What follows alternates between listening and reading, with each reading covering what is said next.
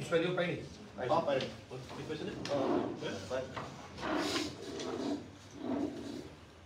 5 মিনিটৰ এটা area 5 minute বেলেগ কথা পাতা মাননীয় সাংবাদিক বন্ধুসকল সদৌ কোচ ৰাজবংশী ছাত্ৰ সন্থাৰ নেতৃত্বত সন্মিলিত মঞ্চই অহা 21 জানুৱাৰীত অসম বন্ধ ঘোষণা কৰিছে মই তেখেতলোকক আহ্বান জনাইছিলোঁ চৰকাৰৰ তৰফৰ পৰা যাতে তেখেতলোকে বন্ধটো উঠাই লয় আৰু আমাৰ লগত আলোচনাত মিলিত হয় যোৱাকালি তেখেতলোকৰ এটা উচ্চস্তৰীয় প্ৰতিনিধি দলে আমাৰ লগত কেইবা ঘণ্টা জোৰা আলোচনাত মিলিত হৈছিল আৰু মিলিত হোৱাৰ পাছত তেখেতলোকৰ দাবীসমূহৰ বিষয়ে আমাক জ্ঞাত কৰিছিল তেখেতলোকে মূলতঃ 4টা দাবীৰ ওপৰত ভিত্তি কৰি এই সম্বন্ধ ঘোষণা কৰিছে মই তেখেতলোকক অনুৰোধ কৰিছোঁ যে গণতান্ত্ৰিক আন্দোলন কৰাত আমাৰ চৰকাৰৰ সম্পূৰ্ণ বাধা নাথাকে কেতিয়াও বাধা নাথাকে কাৰণ এখন মহাত্মা গান্ধীৰ দেশ অহিংস আৰু গণতান্ত্ৰিক আন্দোলনক আমি বন্ধ কৰাটো আমাৰ কাম্য নহয় কিন্তু অসম বন্ধ দিলে ইয়াৰ বিৰূপ প্ৰভাৱ অসমৰ অৰ্থনীতিৰ ওপৰত পৰে সমাজ জীৱনৰ ওপৰত পৰে গতিকে অসম বন্ধ নিদিবলৈ তেখেতলোকক মই অনুৰোধ জনাইছিলোঁ তেখেতলোকৰ উচ্চস্তৰীয় প্ৰতিনিধি দলে আমাক ক'লে যে তেখেতলোকে যিসকলে বন্ধ ঘোষণা কৰিছে আচলতে কালি যিসকল আহিছিল যিকেইটা সংগঠনে বন্ধ ঘোষণা কৰিছিলে তেখেতলোকৰ প্ৰতিনিধি আহিছিল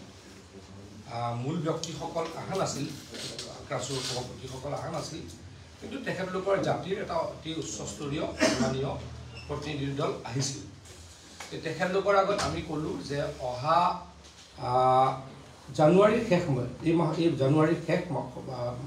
ভাগত মানে মুখ্যমন্ত্ৰী ডাঙৰীয়া যিহেতু ভাৰতবৰ্ষৰ বাহিৰত আছে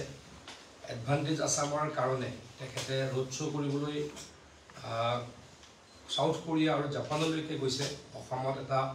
চাৰিওফালে অৰ্থনীতিটো ঠন ধৰাৰ এটা সময় হৈছে ইণ্ডাষ্ট্ৰিয়েলাইজেশ্যন হোৱাৰ কাৰণে অসমত অসম চৰকাৰে দৃঢ় পদক্ষেপ লৈছে সেইখিনি সময়ত বন্ধ ঘোষণা কৰিব নালাগে তাৰ কাৰণে তেখেতলোকক অনুৰোধ জনালোঁ আৰু যিহেতু মুখ্যমন্ত্ৰী ডাঙৰীয়া নাই মুখ্যমন্ত্ৰী ডাঙৰীয়া আহিলে তেখেতলোকৰ লগত এখন সৌহাৰ্দ্যপূৰ্ণ আলোচনা কৰিম বুলি মই তেখেতলোকক প্ৰতিশ্ৰুতি দিলোঁ তেখেতলোকে তেতিয়া আমাক কৈছিলে যে এই কথাখিনি আপুনি সংবাদ মাধ্যম যোগে ৰাইজক কওক তেতিয়া আমি তাৰ ওপৰত সিদ্ধান্ত ল'ম গতিকে শ্ৰদ্ধাৰ কোচ ৰাজবংশী ছাত্ৰ সন্থাৰ সভাপতি ও বিষয়ববীয়াসকল আৰু সন্মানীয় সন্মিলিত মঞ্চ আপোনালোকক মই অনুৰোধ কৰিছোঁ আপোনালোকে এই অসম বন্ধ যাতে উঠাই দিয়ে আৰু অসম বন্ধ উঠাই দি অহা 30, 31 বা 1 ফেব্ৰুৱাৰী কৈছোঁ মই মানে লাষ্ট উইক অফ জানুৱাৰী আৰু ফাৰ্ষ্ট উইক অফ ফেব্ৰুৱাৰী যেহেতু মুখ্যমন্ত্ৰী ডাঙৰীয়া অসমৰ বাহিৰত আছে ভাৰতবৰ্ষৰ বাহিৰত আছে আৰু এই কথাখিনি মুখ্যমন্ত্ৰী ডাঙৰীয়াৰ নেতৃত্বত আলোচনা কৰিলে কিছু সমস্যা সমাধানৰ বাট ওলায় গতিকে সেইখিনি কৰিম বুলি আমি প্ৰতিশ্ৰুতি দিছোঁ আৰু মই আকৌ আপোনালোকৰ যোগেদি সদৌ কোচ ৰাজবংশী ছাত্ৰ সন্থাৰ